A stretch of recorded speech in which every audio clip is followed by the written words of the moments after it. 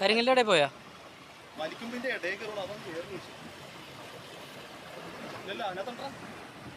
അതിനകത്തുണ്ട്, പക്ഷെ കരിങ്കലിൻ്റെ ഇടയിൽ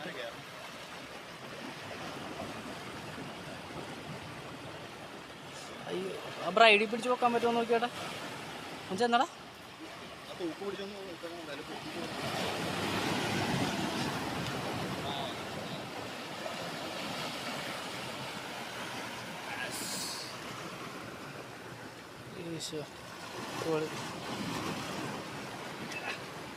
എന്താ ഗിറ്റാറാ?